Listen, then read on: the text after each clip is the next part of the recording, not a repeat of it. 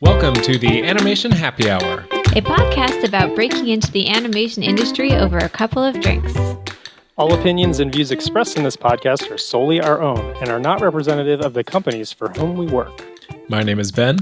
I'm Katie. And I'm Garrett, and we're all currently animators at Disney. That's right. And if you're wondering why we didn't do a little brief pause and caveat and say, oh, we're animators, Katie's an assistant animator, that's because recently, Katie, do you have something to tell us? Yeah, sure. I'm being very bashful. I was recently promoted to animator. And let it go on the record for all time that every time we grouped ourselves together as animators at Disney, I cringed like a little bit because my official title was assistant animator until January this year. So that's right. Now I don't have to cringe anymore, and I'm very excited. So finally, that was the last thing. For bringing it up. Now your life is perfect. No more cringing ever. Also, my dad kept asking, "When are you going to announce it on the podcast?" So we wanted to take a moment to say so, and especially because he's our one sponsor. Yeah, he's kind of our unofficial sponsor. For those of you who didn't know, you can sponsor us. That's right. Or how do they do that again, Garrett? It's like a tip. Oh, well, let me tell you, Katie. You go on our website at www.animationhappyhour.com, you go to tip jar, and you throw us a tip, and you will be the sponsor of our episode. Yeah, we'll give you a shout out, just like my dad, David Lowe. That's right. Shout out. Thank you for supporting the podcast. I like that we're starting this new year of the podcast with talking about our, giving us money. Off to a good start. We've decided to focus on what really matters in 2021. Yeah, the money. And it's money. Money all day, every day. We'll have a moment to catch up in a bit here, but it's very scheduled our time. So the next thing on the schedule. Yeah, it is not time for small talk. Exactly. It's not here. So today we are drinking First Day on the Job because that's the topic of today's episode. It's your first day on the job. We're going to help you out. You're going to have some. Actually, you wouldn't probably want to have a vodka on your first day, but that's our first piece of advice. That's what the episode is. That's a bonus pre-point. Yeah.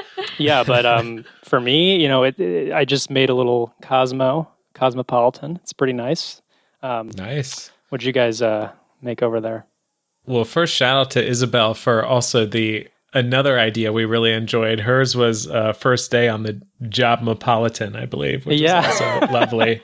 We couldn't decide between the two, so it's actually surprisingly hard to come up with a themed drink for this topic. Yeah, we another one we threw around was First Day Bitters, which would also be known as First Day Jitters, but a little bit of a stretch.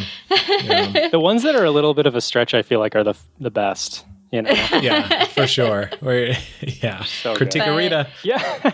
We do want to give a disclaimer, though.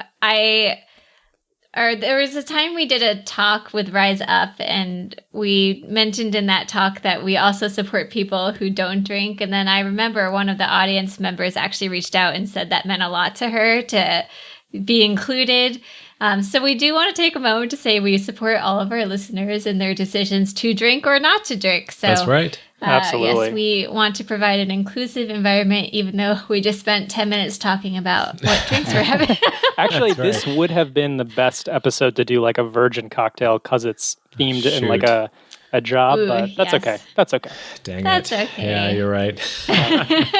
Let's re-record everything. No, I'm just kidding. Yeah, that's right. Well, we're back from a hiatus. All right. That's right. It is now small talk time, according to our schedule. Catch up in small talk. So thanks for sticking with us. Yeah, thanks for your patience. It's been a bit of a crazy year. Or 2020 turned out to be. Very crazy. Big news. If you haven't heard, a lot of stuff happened. So, newsflash, I think all of us were feeling a little burnt out just from everything that was going on and going through crunch on Raya and the Last Dragon together. And then, also juggling the crazy news cycle. So we all, as we discussed last episode, decided it might be a good time to take a little break and just recharge, recover. But now we are recharged and recovered. Yeah. So we're ready to record. Yeah, it's crazy to think that we started this podcast like last year, beginning of the year, and then like pretty soon we had to kind of adapt to like a work from home setup because of COVID. And that was like definitely, it was a little bit of an adjustment because we were, the whole point of this podcast at least was to kind of be together, and, we had to figure out how to do guests remote, and we managed to make it work. But definitely the break was really, really good for us. And it was a good time to reflect and remind ourselves like why we wanted to start this. And what I was struck by is I was looking through our analytics and like who was listening to the podcast during the break. And I was assuming that we were just going to like die off the face of the podcast world. Like I was like, okay, this is it. But like people are listening like as much as they were when we were even releasing episodes. So I think this is, the whole goal of this podcast was to be like a valuable resource for students and stuff, or anyone trying to break in. And I feel like, at least to some level, we've achieved that because people are still listening. So we really like love you guys. We thanks so much for continuing to listen. Thank you. And we're gonna keep going. We have a lot of ideas, for this next year. I think, we brainstormed a bunch of episodes, and one we want to do is what level animator are you? So you can kind of self-diagnose where are you in your animation education journey. Another one was aha moments. I think that was Ben's idea. Yeah. And continuing the pipeline. We're going to keep going with our pipe. Yeah, exactly. Sorry, I totally stole your thunder. No worries. Yeah. Say more. No, the pipeline episode, or the pipeline, I guess, like theme of episodes, I think is something that a lot of people are excited about. It's an opportunity for us to like interview people and like crafts outside of our own. And I think we're probably going to kick it off with story is going to be the next one, I imagine. But maybe I shouldn't say that. But there's a lot. There's a lot of good stuff. No, it's great. No, we want to entice you guys to keep listening. So stay tuned. We have a lot of fun stuff. Well, I guess it's about time to move on to the actual topic, which maybe you guys picked up on from our drinks first day on the job. But our official title for the episode, which you guys also probably saw when you actually clicked on it online. Anyway, the title is Top 10 Things to Keep in Mind for Your First Job. So this is something, it's kind of an addendum to applying to jobs. Our previous episode, we just want to give advice for it. Hey, you actually got the offer, and what do you need to do or think about in order to prepare and ensure your success at your new job? All right, so I'm going to kick it off with number 1. Take your job seriously, even if it's a quote-unquote stepping stone.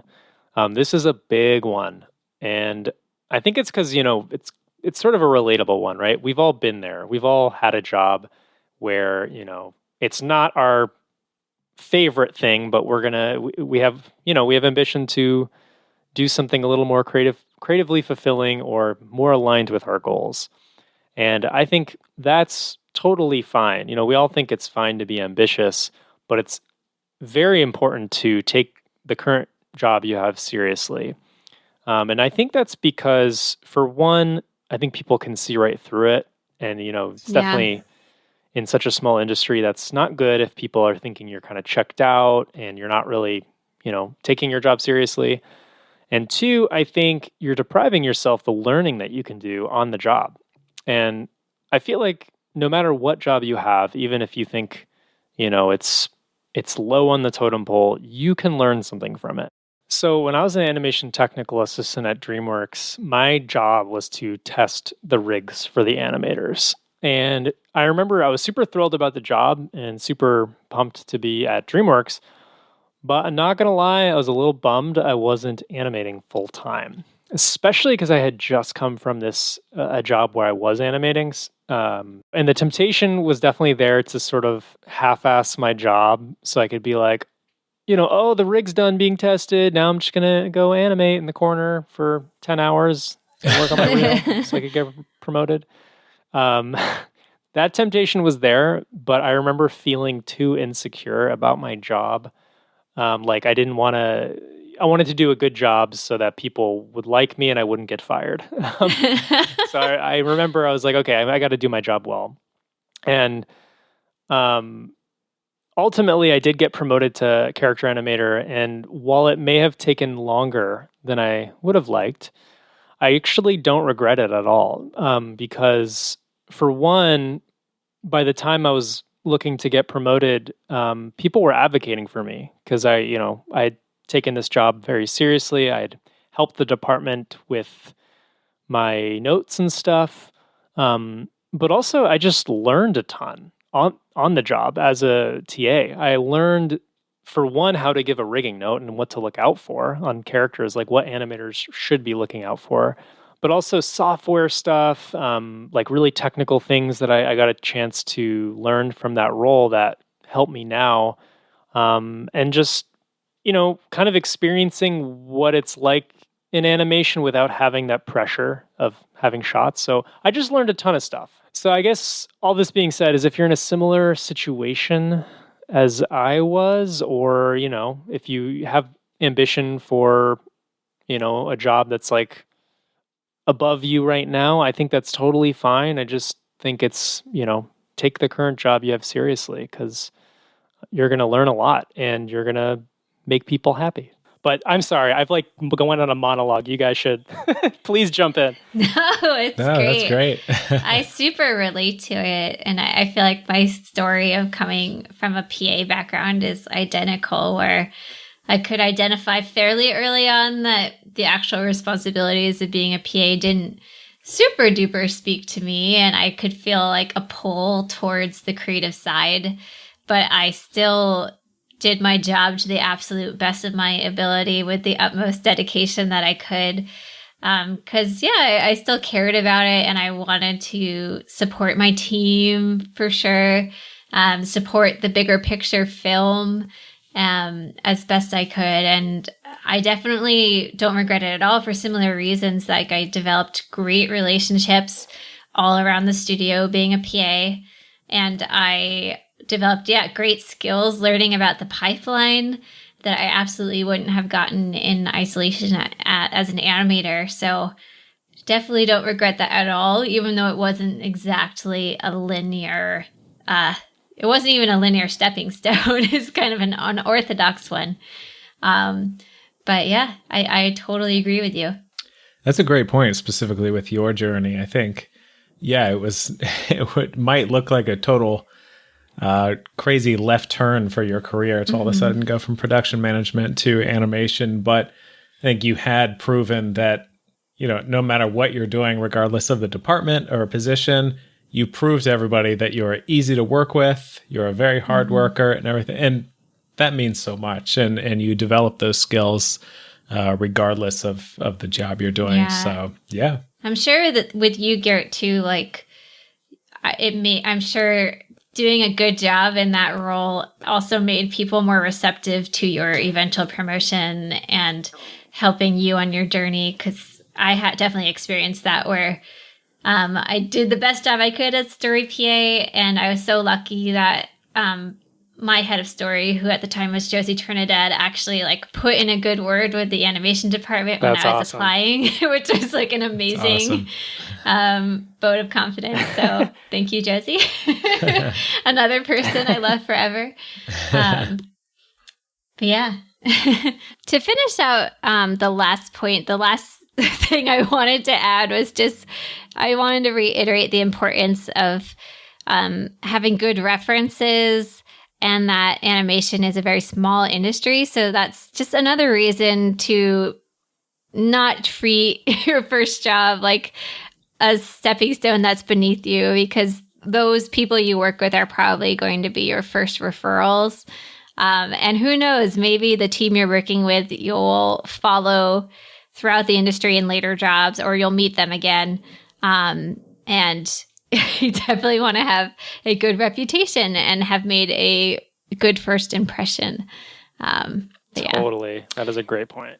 So that rounds out point number 1. Moving on to point number 2. This is all about just the practical stuff that you'll have to deal with when you start your new job. In the past, we've talked a little bit about taxes and that kind of thing. So this is similarly a dry nature.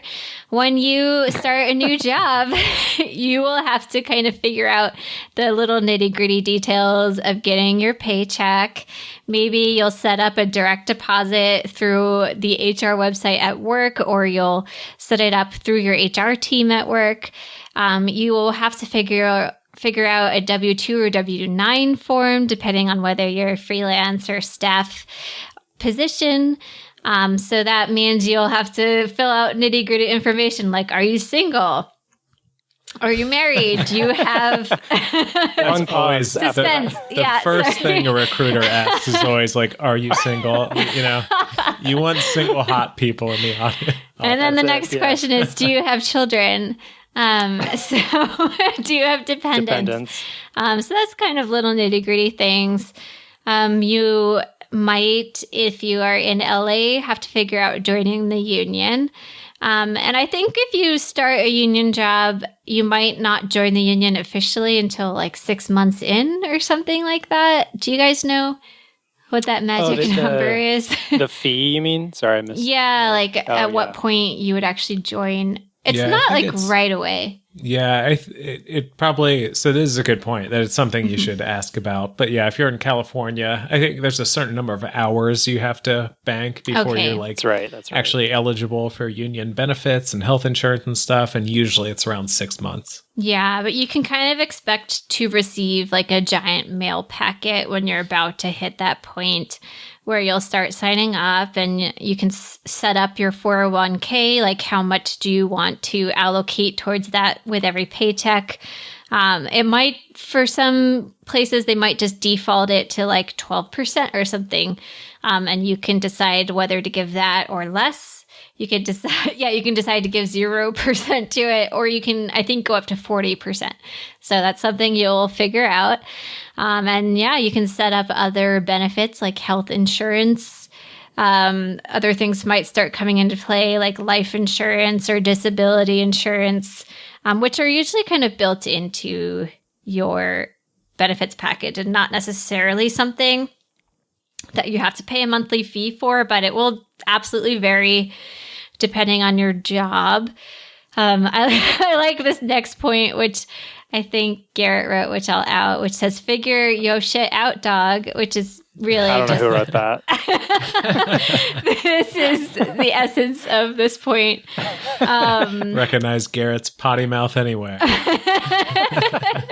That's what he says to us when Ben and I aren't prepared. That's exactly right. Figure out your shit, dog. Yeah, then brings it around with the friendly dog at the end. Yes, D-A-W-G. exactly. Oh, man. HR, there might be certain paperwork you have to figure out or fill out, like right when you start, and you might need to locate certain documents for identification, like social security card and number and your driver's license or your passport number or something like that. So I think that's kind of it, right? For like when you're first starting something out, the nitty-gritty details. Yeah, I feel like too, if you're, overwhelmed by all like the benefits, 401k and all that stuff, you're going to kind of probably figure that stuff out as you get the job and kind of go through. So don't be too concerned. Like if we're like throwing all these things at you, I'd say like, at least I'm thinking about myself and like Isabel, like when we started out, the big things were like, are you freelance? Are you staff? Because that is a huge, like when we first came to LA, I remember this is like hilarious because I remember being super jealous of Isabel because she got this like huge pay raise at this one new job. And I was like, oh, she's making so much more money than me. I want to make more money.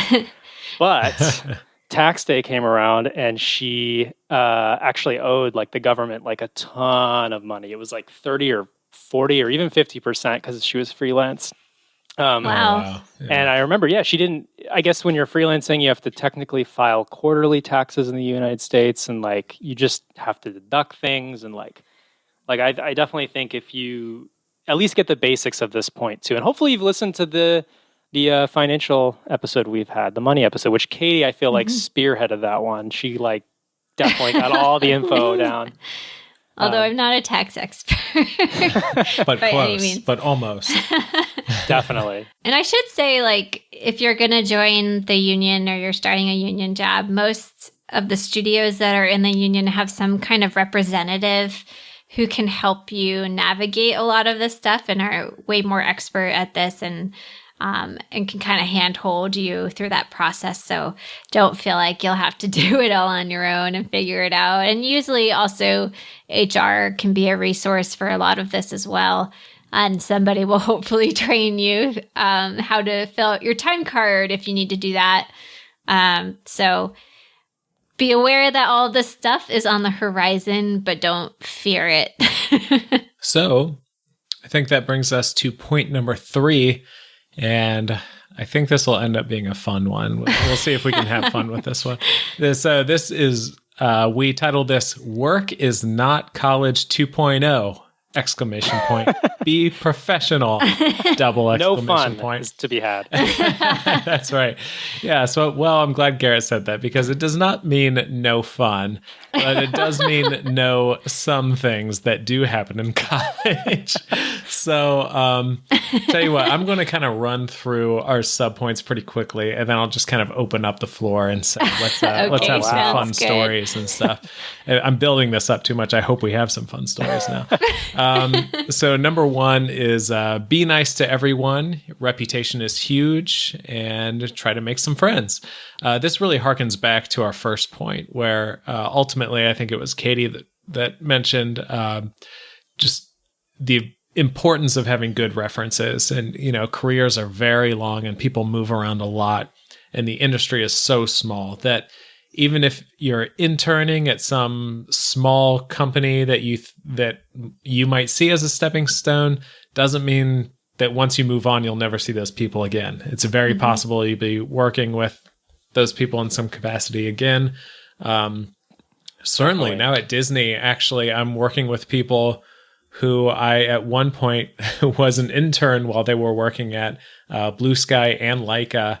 And when I was at DreamWorks, one of my buddies was hired there who I worked with at PsyOp before that. So literally every single place I've been, even when I freelanced at Hornet in New York, there are people at Disney now who were there when I freelanced there. So every single place I've ever been in the animation world, I am now working with people who are at those places. So it's incredible. So just kind of keep that long term in mind. Definitely. Number 2, this is a tough one. Don't gossip. I'll just leave that where it is. Maybe we'll have a fun story. I don't know. Number 3, save your venting for your significant other / close friends. Yeah, this is a big one.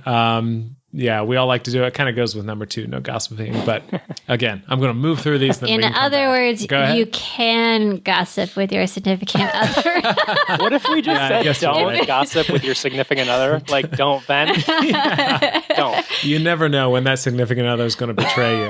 That's every true. now and then. I mean, maybe don't do it. Not worth it. That's right. Or the point is, try not to gossip. Definitely don't gossip at work. Yeah. And if you just have to gossip, keep it to your significant other and close friends and at home. Yeah, that's right. Well said.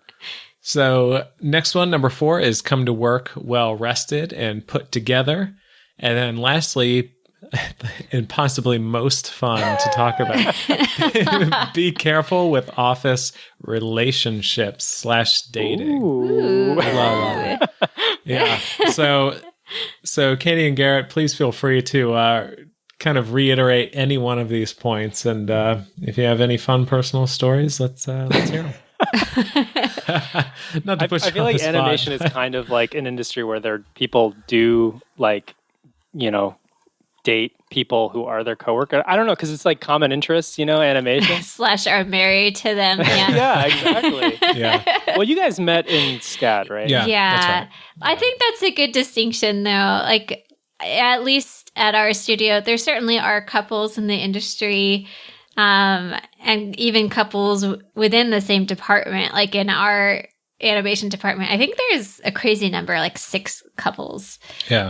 It's nuts. But I think the distinction is that most people have met before they got the job. And if they did meet in studio, which I think is more rare, hopefully they navigated it in a pretty professional way. What this point is really getting at is be careful with like being a little loose maybe around the office, or developing, maybe I should say, be careful weaving a small web or spinning a small web.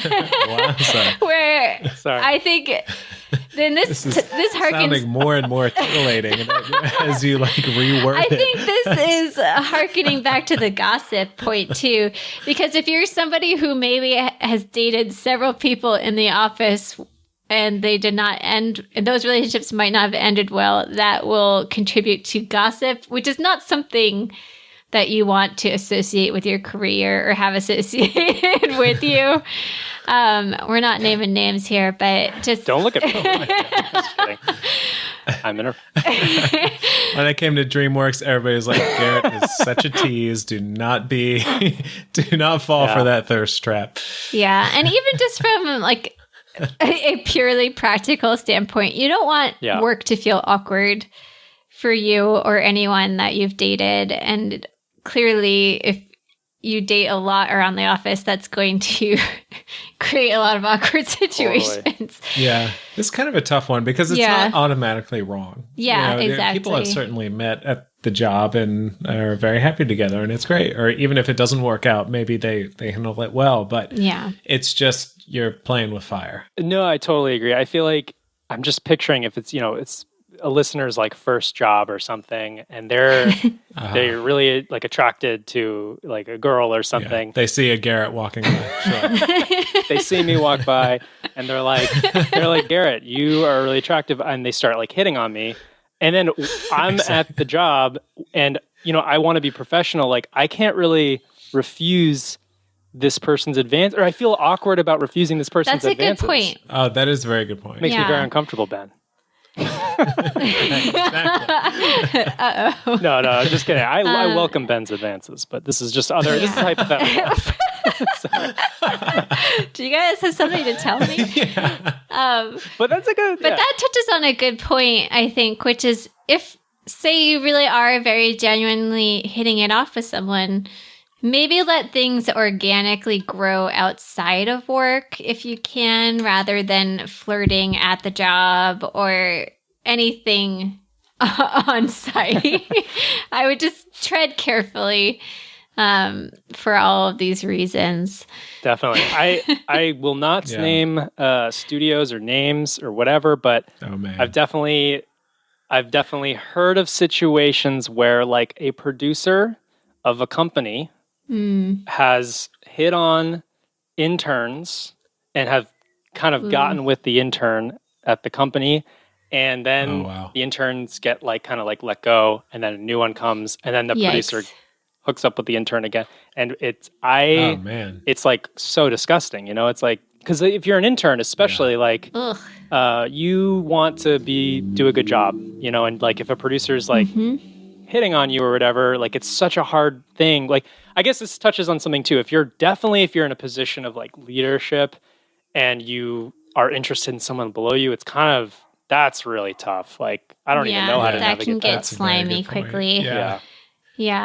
Actually, that's a good point. No, sorry. Very quick thing. I was, in my head, I was thinking this is very much equals, like if you're an intern, you're, are interested in another intern or something, but it's a really good point to bring that up, is that, very quickly becomes like a power dynamic sort of thing, if that's the case. So definitely. Okay. Yeah. Even more caution there, / maybe just totally stay away from that. That's a tough one.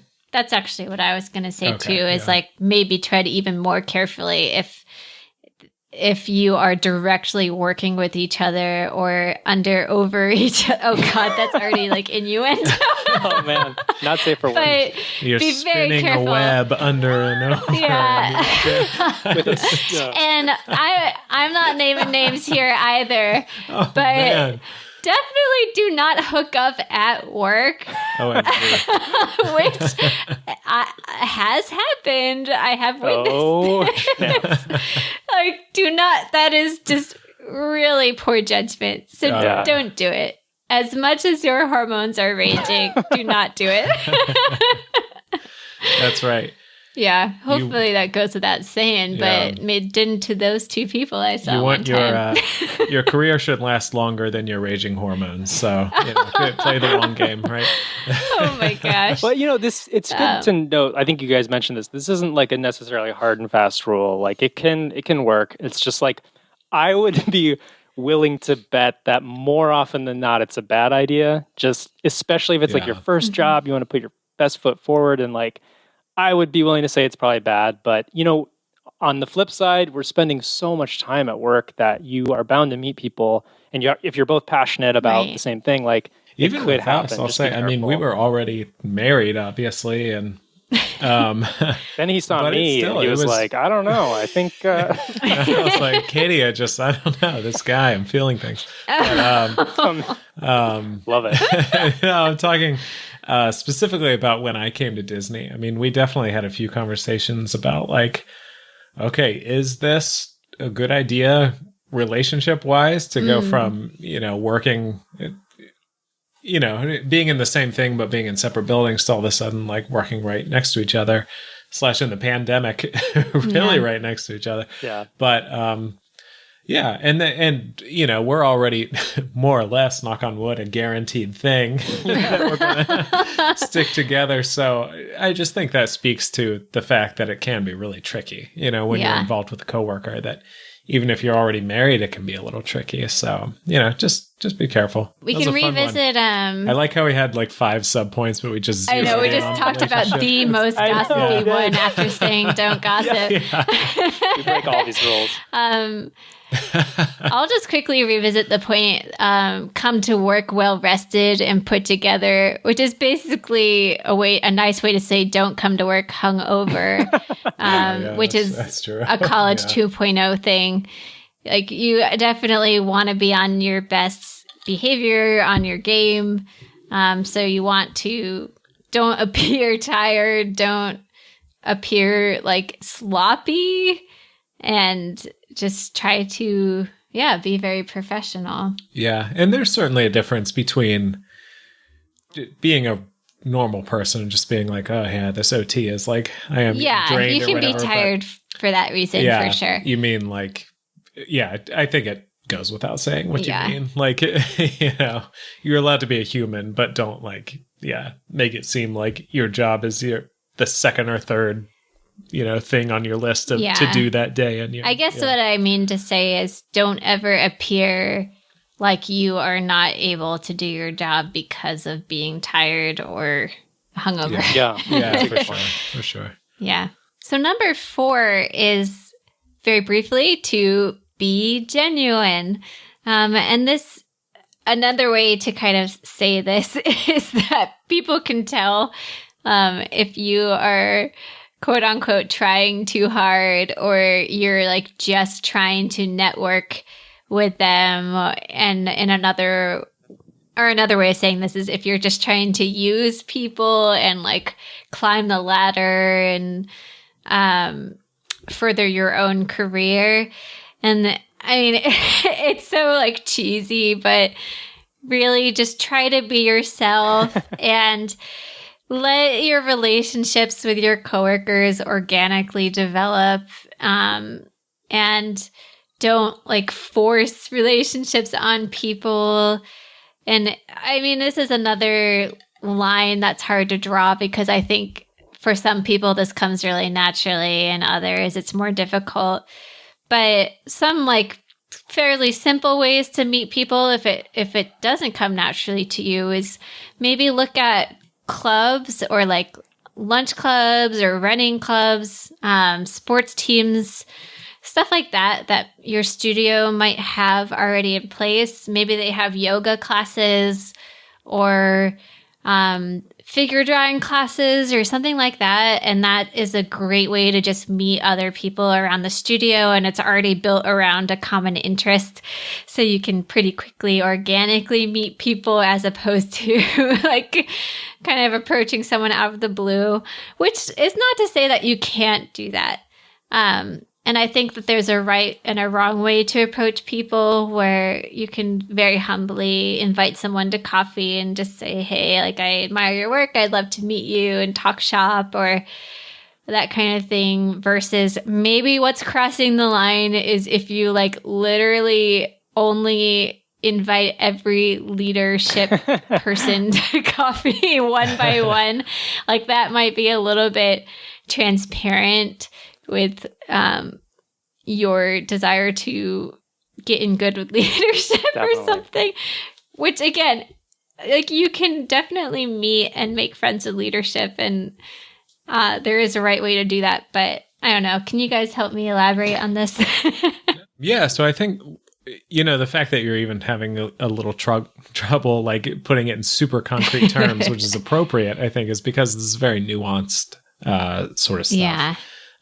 So yeah, it's hard to say. It's like, yeah, it's great to get to know leadership and stuff, but again, you want to seem genuine and like a normal person and not like your sole purpose is to climb the ladder or for job security or something. You want to, if you're interested in meeting someone, it should be because you're legitimately interested for some reason, or you actually have some questions, and, not everything should just be networking or whatever.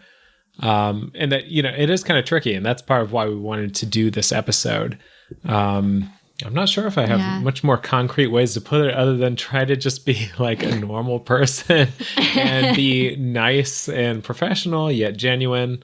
I think that touches upon something which is like, don't come across like you need something from them or like that's the only reason that you're approaching somebody. And this is a tricky point I'm about to make, but like if you're a new person who's possibly like fighting to keep your job, whether you're like an intern or a junior animator or something like that, that's an especially like vulnerable place to be if you're approaching like only leadership, because then it can very transparently come across like you're trying to get leadership to like you. And it's, I guess the other counterpoint to this is like, let your work and your work ethic speak for itself. Obviously you want to be friendly and make a good impression, but it just comes back to that, like, don't try too hard point. Yeah. It's so hard because, yeah, it's hard. It's a soft skill thing for sure. And here's another tip, which I think might be great for like, if you really genuinely want to meet people, especially people that are more senior to you, is maybe you have a buddy that you can like also invite to the lunch, or you guys can approach that more senior person together. Like I had fellow trainees who I was good friends with, and we felt comfortable like kind of as a group approaching leadership and inviting them to lunch. And that feels a lot less like important or indulging than like doing it all by yourself. And Ben and I, like as a couple, we've emailed people when we were students to meet them and get to know them. And it felt like a little bit less, I don't know, trying icky. too hard because we were, icky is a good word, because we were doing it together. It's a tricky one. Yeah, it's like, it's this weird balance, like you guys have mentioned, genuine versus trying too hard, and it's finding that line. I mean, and sometimes you can make mistakes, and it's okay. Like we've all made mistakes. Oh, for sure. Yeah. Like I cringe so much in my emails first that I'm like, I remember just, oh yeah. Well, we don't have to get into that because it's too painful for me. It But sounded like you were on the verge of a great story. oh no. Yeah. Well, I think Katie even mentioned, I'm throwing Katie under the bus of like didn't you mention like a Pixar cover letter or something that was Oh, something? yes.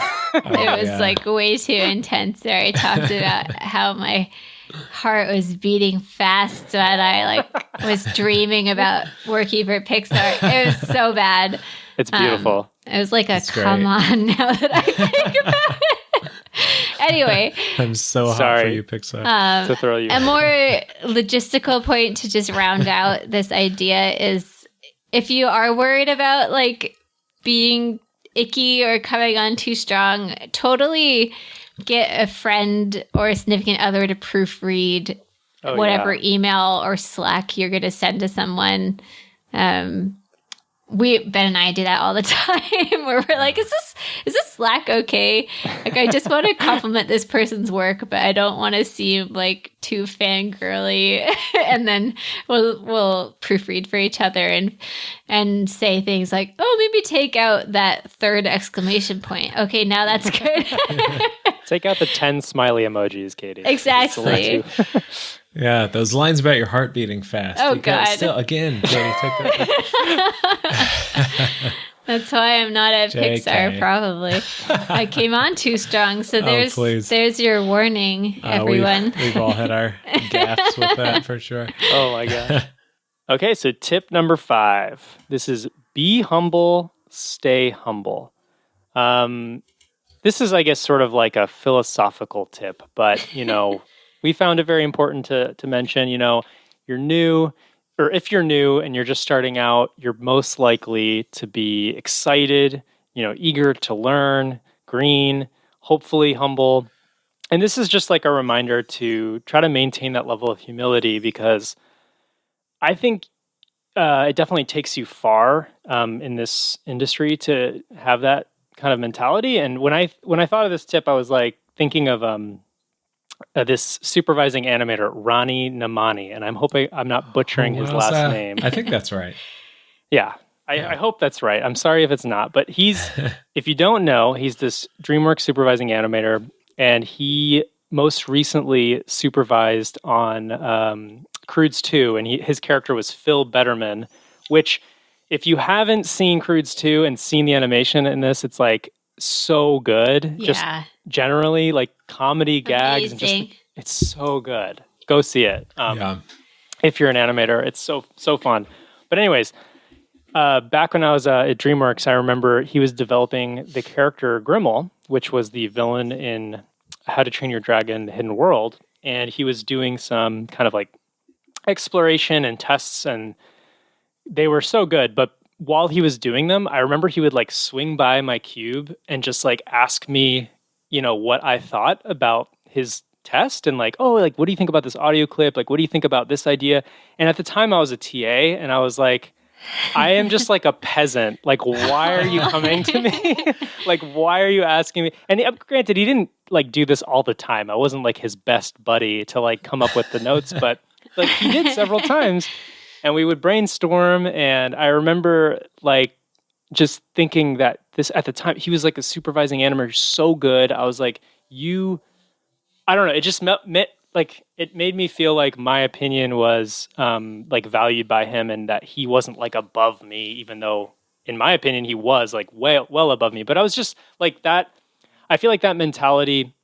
I've seen that a lot in a lot of animators throughout the industry. Like there's plenty of animators at Disney, and if I were to call everyone out, it would be too hard and people get mad because I wouldn't mention them. But there's so many of like people like that. But that struck to me because I was just like, dude, if you have that mentality, I think you will go far. And I think it says something that he's, a supervisor and he's still getting notes. Probably and has been nominated for multiple Annies.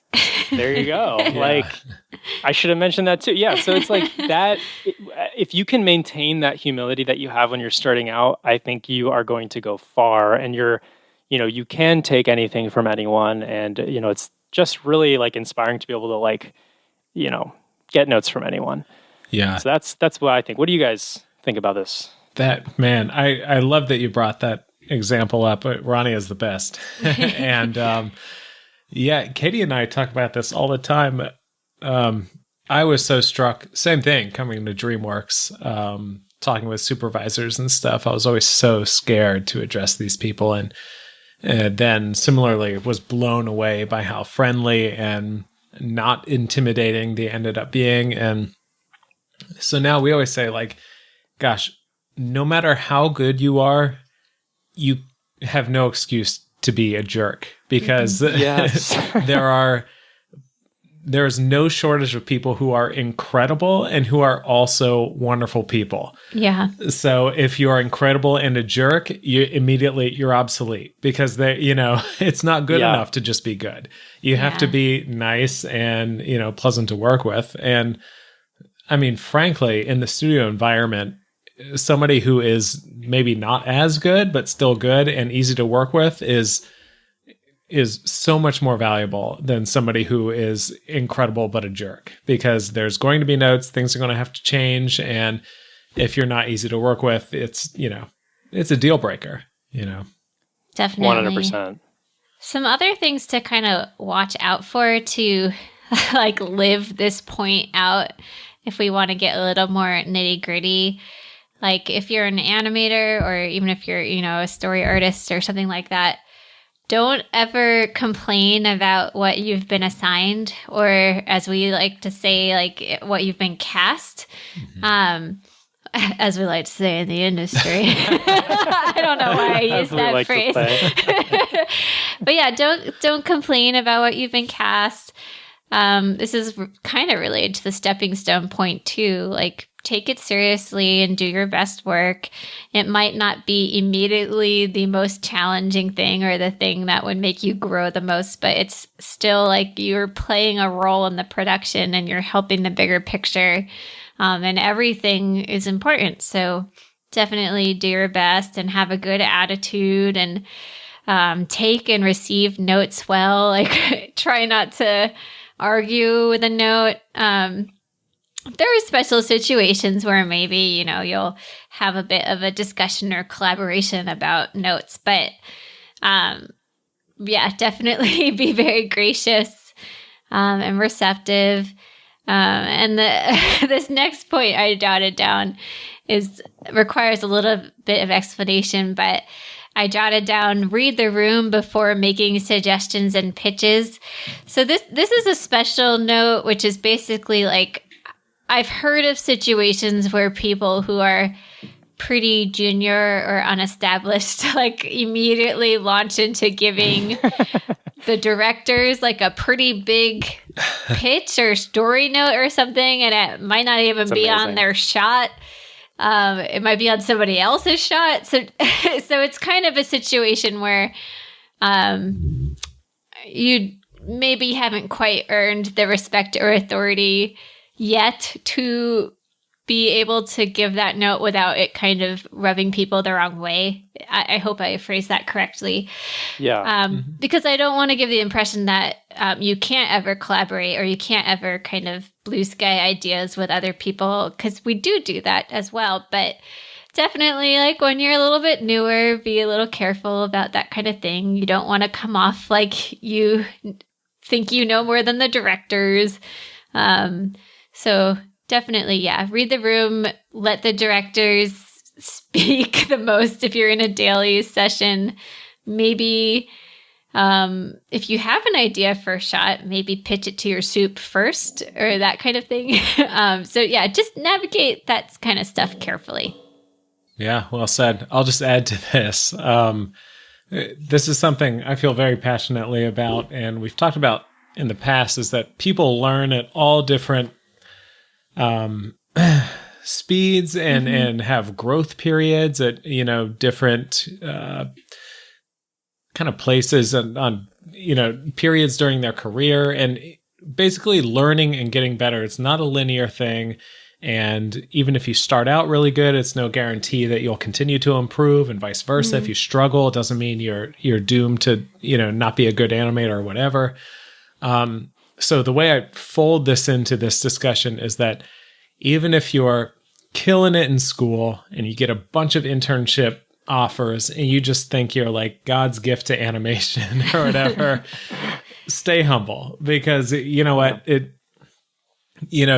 things might have just worked out for you this time around. You might have kind of gotten lucky, not to take away from your achievements, but just know that there are a lot of people out there, careers are long, and I don't know, the person who was passed up for the internship and who you got it over might end up being your supervisor later.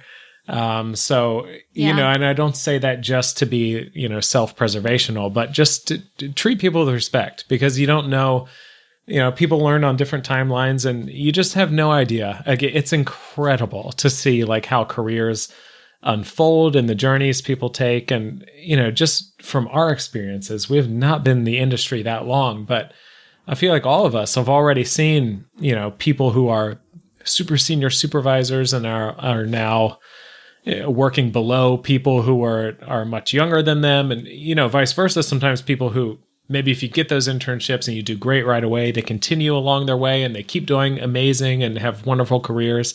Maybe people who start out really strong, then kind of plateau and don't go, so it's all over the map. So really, how you're doing right now is no guarantee of how you're going to be doing a couple years from now. So stay humble, like I said. I'll be really well said. Really direct for a moment. And this also directly relates to the stepping stone tip, which is do not be very, oh gosh, I'm trying to figure out how to phrase this. Do not be obvious that your only dream in life is to work at Pixar and like that you don't care about the other studios, or that working at the other studios is like a negative or something that isn't your true dream. And maybe it's not Pixar, maybe it's Disney, maybe it's Sony, whatever it is. If you're not working at that studio at the time, don't be obvious that you don't like that you're working at that studio. Maybe I could approach this in a different way. Oh, it's okay. I feel like that point is good. Like, yeah, because it implies if you are feeling that way, it implies that you can't learn anything. Okay, so for instance, say like my dream is Disney, like that's all I want.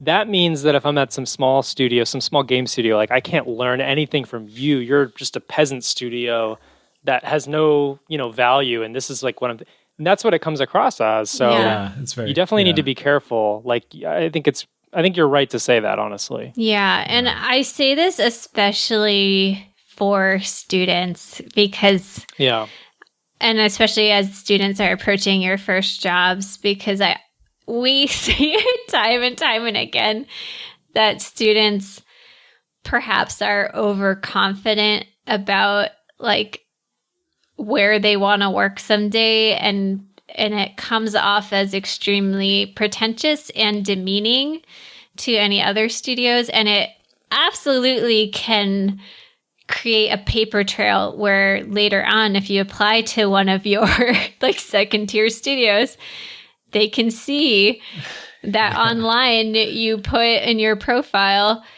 going to be a director at Pixar someday, or like whatever it is that just unfortunately comes off extremely cocky and not in your favor. Wow, I'm getting a little heated. It is so passionate. I understand like that people, you want to be confident and you want to visualize the future and like pursue your dream, but you absolutely don't need to be cocky to do that, and you don't need to like shout it to the world. Yeah. Keep it a secret. Yeah. I think you can be much more discreet about it in a way that like won't piss off recruiters. The reality is like getting any job is amazing, if you get out of school and you get a job, like congratulations, like that's hard. It's hard to get a job. Like you should pat yourself on the back, whatever you get. I don't care what the job is, it's hard. So you shouldn't, no one's above anything. And we've all, gone through it. So I love what you said. Yeah. I think it's great. Yeah, and there's certainly a way to sorry, I feel like I'm just beating the the same drum here. No. I love what you said. That you should if you are really lucky and you get a great opportunity or something, certainly be happy about that. But there's a difference between being happy and proud of yourself and being cocky or looking down on other studios or whatever. Mm-hmm. And a big thing I believe in is just because a particular job is not right for you, it doesn't mean there's something automatically inherently flawed or lesser about that thing. Like maybe you just don't really fit in at this other studio, but that doesn't mean that other studio is bad per se. Maybe you just kind of like this other one more. So, just be sensitive to those things. Yeah. And I'm worried I came off like way too negative on this, but I'm coming from a place of, I've had multiple students reach out to me as a Disney animator, and somewhere in their social media presence, they made it very obvious that they want to be at Pixar. And it just makes me wonder, triggered. Okay, why did you reach out to me then? Why didn't you reach out to folks at Pixar? So be careful about that kind of stuff, because especially if you're on social media, it's like very, very traceable. Yeah, well said. Yeah. All right. Sorry. No, that was good. I think that was great. I think it's really good I am that a you little say triggered, but I don't want you guys to lose job opportunities because of this kind of thing. So that's ultimately exactly it's coming from a good place. Yeah, that's very well said. That's a good way to sum that up. So our next point is to ask questions, communicate, and take responsibility. This is a big one. We've kind of touched on this here and there in past episodes, but this is a huge one that I think, oddly enough, I think animators oftentimes are really bad at this, and maybe artists in general. But yeah, I'll kind of briefly run through these things, and then, Katie or Garrett, feel free to jump in. But generally, this is about don't be afraid to admit if you don't know about something, and, show a genuine interest. That's always a good thing.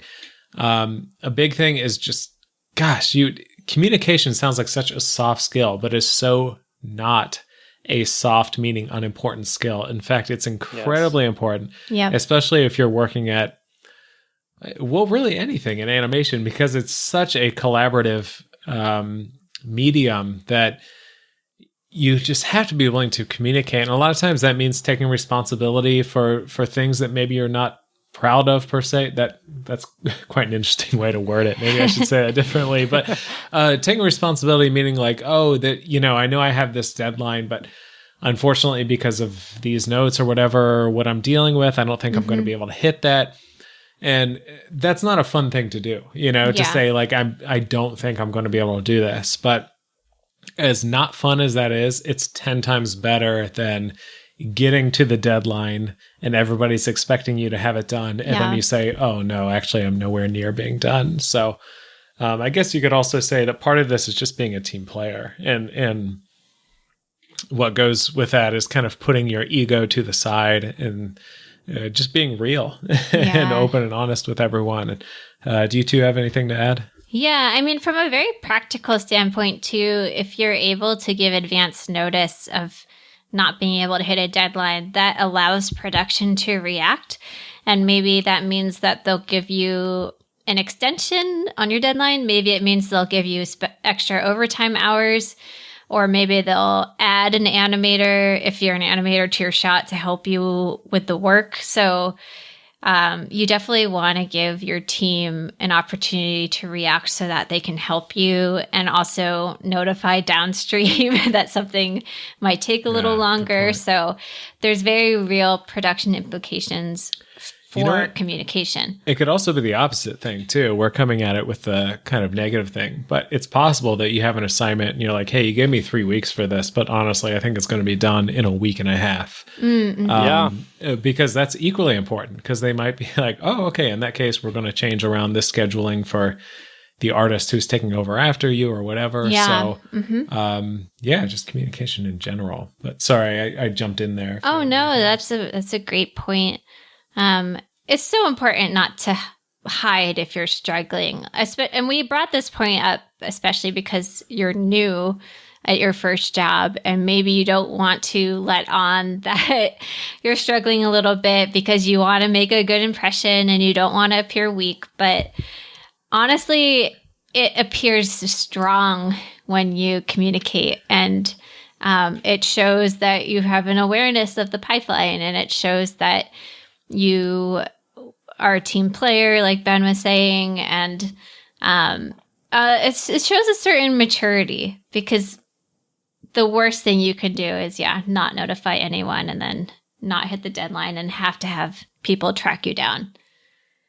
I totally agree with what you guys are saying. And I'm thinking if you're a listener and it's your first job, one way to kind of avoid these uncomfortable situations where you feel like, oh man, it's this bombshell. You're most likely working with someone who's your direct supervisor, right? If you're starting somewhere, there's someone you report to.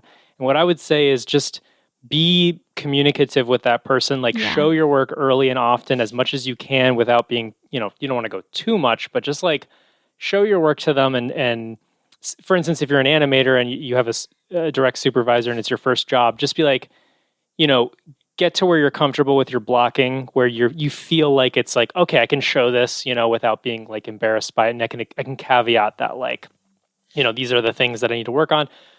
Just so that the supervisor has some time to course correct. And if you do that often, then you're not really to blame if you're to miss the deadline, because the supervisor knows where you're at all points. That's a great point. Yeah. Well, and I do think there is a flip side to over communicating when you're starting out too. I was thinking about this, if you can Google the question you're asking to your supervisor, then that's not a good question. I don't care what it is. If it's oh, can I make a new layer in After Effects or something? I would be, if I was a supervisor, I'd be I could be kind of pissed. I'd be you're wasting my time for something that you can quickly figure out. Maybe that's harsh. Harsh Garrett coming out here. No, it's okay. What do you guys think about that? It's interesting. It's a little tricky. I mean, maybe for a technical question or something, maybe there's a buddy or a cube mate that you could ask that question to. Yeah, I'm mixed on that, because I agree that I wouldn't want to go to the head of animation and ask them a little technical question, but then there are things all the time where, with Katie working next to me here from work from home, I'm wait, where's that tab for this or whatever? Yeah. So maybe there, like Katie was saying, it's good to have a little buddy system or something. Mm-hmm. But your you're like you said, your supervisor, the head, if you go to the head of animation and be oh, I have this question that's something that you can easily address online. Google, it would be a 2-second Google search. That's kind of what I mean is you can look that up. Just that's fine. However, you should be communicative with your supervisor in terms of your work and everything. Yeah. But I'm glad you brought it up, because it's what you're saying is true for sure. And again, all of this stuff is so nuanced, and it is. I think that's why so often when you're starting a new job, I always feel the first few weeks I come home and I just want to go to sleep immediately because it's so exhausting, because you're kind of hyper analyzing all of these decisions. Yeah, very true. So just know, if you are experiencing that, it's totally normal. You'll probably get more into a groove later.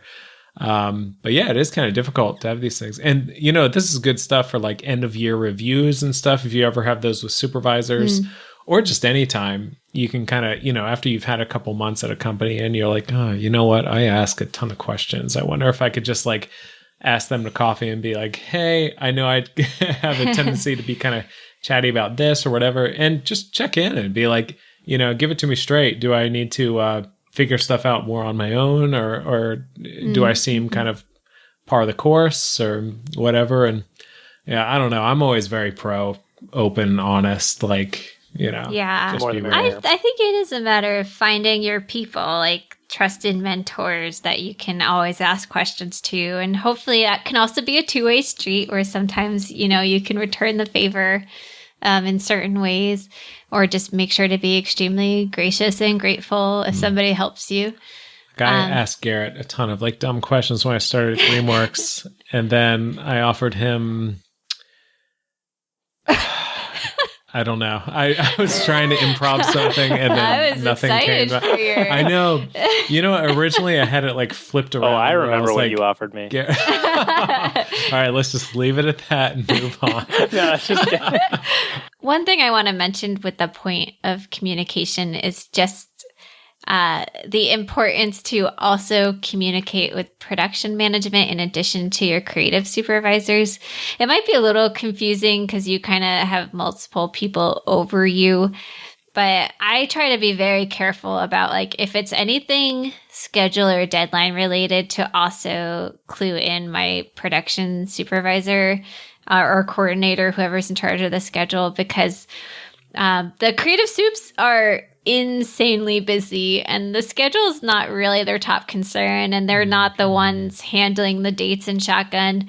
So it's very possible that maybe your creative soup stops by and you guys have a discussion on the shot and you tell them that you think you need more time, and that might not get relayed to production because that person's just insanely busy. So I try to slack both together, creative and production, if there's anything schedule deadline related coming up. So just keep that in mind for your first job if you're an artist. And I bet you that's because you have that production background. I don't do that enough. You're saying this and I'm like, oh crap, I have to do that more. Like legitimately. So that's what you learned being in production. Yeah. Which is awesome. I mean, there will be situations where they walk around together, so you get a 2-for-1, but just in that situation, try to over communicate in terms of the number of people you're notifying. Yeah. And we're certainly coming at this from a very large studio perspective. Yeah, that's true. But I think it certainly applies regardless of where you are. Just, make sure the powers that be that are worried about these things know about these things. Yeah. So, yeah. One scenario I wanted to bring up with communication, and I can't honestly remember if we've already talked about this, is just like what to do in the scenario where either you receive a confusing note or you receive conflicting notes from two different people or multiple different people in leadership at different times, because that can be a really tricky thing to navigate if you're a new person. Is maybe your supervisor gives you one note, but then the head of animation gives you a directly conflicting note, or the director, or whatever it is.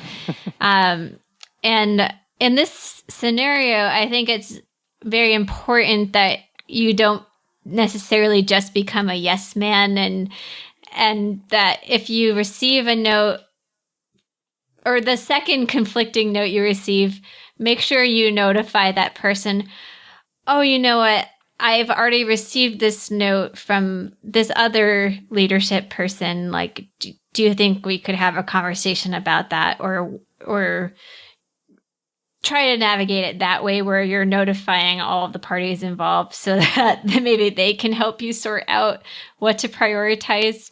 And I will say, I think the best supervisors are very aware of this and very careful not to step on each other's toes. And if it's a note on a different supervisor's character, they'll say, oh, but listen to that supervisor over me, and that kind of thing. But I just wanted to bring it up as a scenario that you might encounter where you're in a position where you've received very conflicting advice or very conflicting direction. And rather than wallow in it, make sure to communicate that you've received this to your leaders.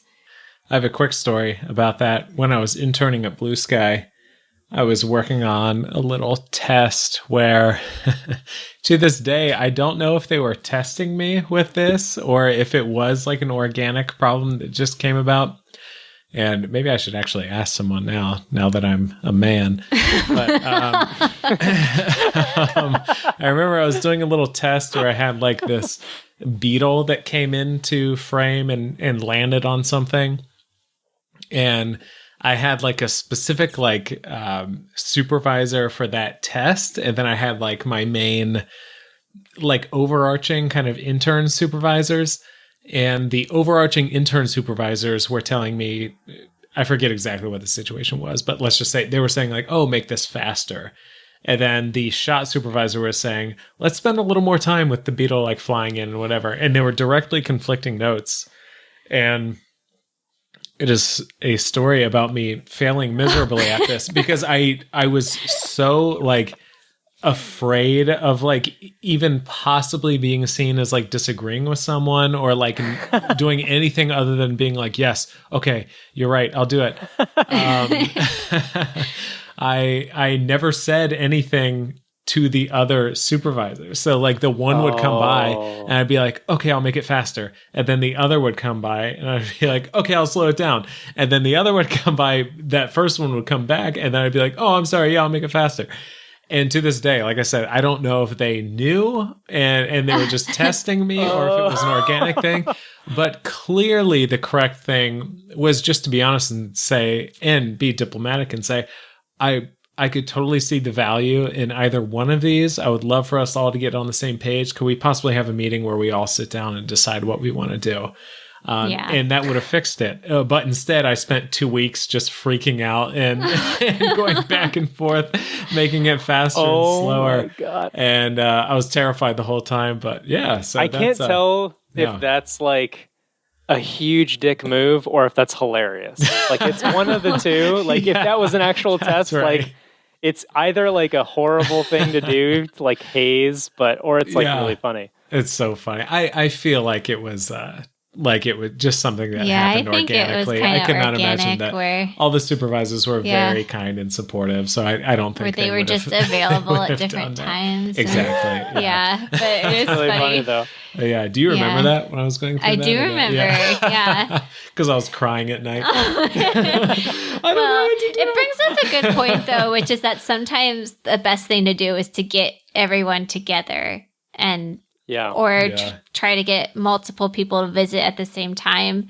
Like something we do in our animation rounds a lot is like, hey, can you invite the heads of animation to this meeting so that we can get their opinion all at the same time as your normal shot supervisor. So definitely be aware that sometimes the best thing you can do is to just facilitate a meeting of the minds so that people can kind of hash it out in real time.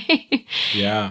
And that can go for interdepartment stuff too, where like your shot is going to heavily influence effects or tech anim or something. And it's a very collaborative shot where everyone really needs to just get together and talk it out. Yeah. Very well said. And some degree of back and forth is kind of unavoidable here and there, but I love everything you just said. And ultimately just, be open, honest, talk this stuff out. Yep. Yeah, when in doubt, more communication is good. Yeah. When in doubt. If, we talked about it being, you can go too far with it, but probably it's better. When you're just starting out, it's good to be, because you're expected to probably be a little more new and most people working with you can acknowledge that. All right, so our next tip is manage your expectations. And we put this here just to try to prepare you if this is your first job, to just prepare your expectations in terms of your job might not be an amazing Disneyland experience, or you might not become the CEO or something. You might I don't want to insult any of the listeners intelligence or whatever, but I do feel like we unfortunately have seen people who have left the industry because they've gotten a job and they've had these expectations about what the job would be for them. And they think I'm going to be, a show creator, or I'm going to be able to have so much control. And, when you join a job, you're typically, it's a job and it's part of a company and you're a small cog in the wheel. And that's kind of what it is. So we want to prepare you guys and just let you know that that's okay. Again, we said before, it's okay to have ambition. Just know that, you might not be the creative voice in the room all the time, and that's fine. But yeah, just manage your expectations about what the job is going to be and like what result you might have with it. But please feel free to jump in, you guys, if I did that justice or not. Yeah. Yeah, I think it's a great point. I think we can all honestly say like we love our jobs and they're extremely creatively fulfilling, but you definitely do need to be aware of like, oh, maybe, you're coming in as a junior animator and you're not going to get cast the like amazing 360-degree singing shot of Anna at the end of her song right away or something like that. Which is something you can work towards, absolutely, but maybe it doesn't happen right away. Or maybe, I think another point about this is just like, it's okay to be tired and get exhausted from your job. Like that's normal too. Like it's still going to feel like a job. Even though we like what we do, it's still challenging and draining sometimes. And I can't lie and say that most mornings I wouldn't prefer to sleep in or like take a long workout break at 3 p.m. But yeah, I still love my job. It's just be aware that it's a job and it's not like it's not a walk in the park. Yeah, that's Totally. these are all. I love what both of you said. I have a couple sub points. First, I want to say I think what goes hand in hand with this is that like you have to focus on what you're going to be okay with doing day after day, every day, Right. and a big thing, and I'm sorry, I know I've like kind of said this stuff before, but just like having a name on your resume will not sustain you through a whole career. So like so part of managing expectations is like, and I am certainly guilty of this, where I remember when I was like, first started studying animation, I was like, oh my God, if I ever get into like a big feature film company, that'll be it. I mean, every day will be like the happiest day of my life and I'll be skipping to work and blah, blah, blah, and it's very cool. And it was very rewarding to get that offer and stuff. But like Katie said, like it's a job, and you're still, and I think, not every day, I'm not every day going in and being like Garrett said, it's not Disneyland. It's being an animator at Disney, so you have to focus on, I think if I did not enjoy just animating, I would be having a rougher time than I am, because just being at a place really, the novelty wears off pretty quickly, and I don't mean to say that negatively. It's just like, the sticker shock of being at a particular company is cool, but you just need to focus on what you'll actually be happy doing day after day. I feel like I'm wording that kind of clunkily, but no, yeah. I totally feel the same way. I mean, this reminds me of that scene in Soul, which I'm just going to, spoiler alert, don't listen to this if you haven't seen it. But that scene where the main character finally gets the gig with the band and he talks to the main woman from it. Yeah. And he's like, oh, I thought this would feel like different. Like I thought, my life, like this is just weird that I'm here now. And, he just realizes that like, oh no, this is just like, like it's just more of the same. It's not more of the same, but it's like not that different. Yeah. And I don't know. I feel like it's what you guys are saying. Like, don't expect your life to just be, just perfect now, Yeah. It's not, no, you're exactly right. And yeah, Soul said it like so beautifully. God, I love that movie. But, yeah. Yeah, it's like, yeah, this is really cool and you can really enjoy it, but you're still the same person. It's still the same world.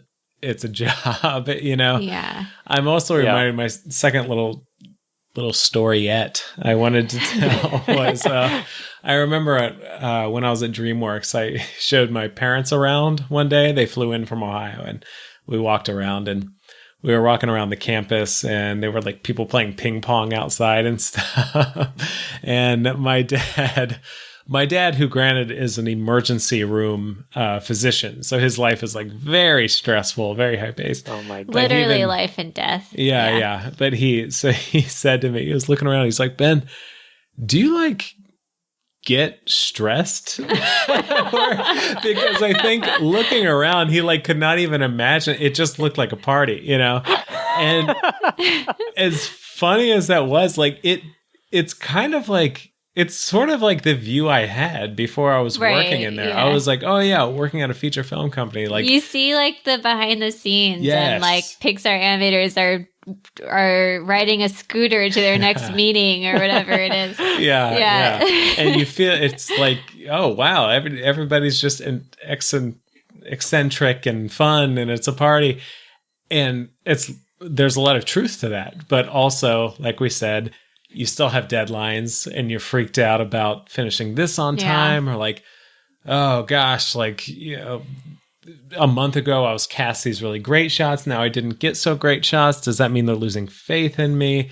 How is my career trajectory overall? I mean, all these things. Yeah. And it's we're like evaluated on a daily basis in some form, which is inherently stressful.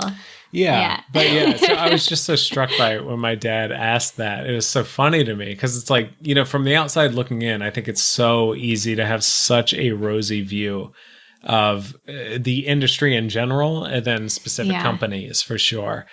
So it's just good to know that, you know, if you get your dream company, that's awesome. And like Garrett said earlier, you should be so happy and proud of yourself.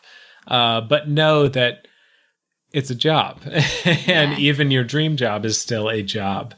So, and I guess kind of the underlying lesson for this is, I would say, don't freak out. If you get in there and it's day 2 and you're like, oh my God, why am I nervous and I don't really want to come to work right now and I feel uncomfortable? Like, it's because you're starting a new job, and it's a job and it's normal, you know? And, you know, if you're 3 years in and then you're like, oh God, I don't really want to animate this shot, that doesn't mean you're a bad animator. It's just, it's a job and you don't always feel like working. It's totally fine. Like, I think sometimes it almost reminds me of, you know, younger people having like super rosy views of like romantic relationship, you know, where it's like, whoa, we're going to, hold on, we're going to get super real.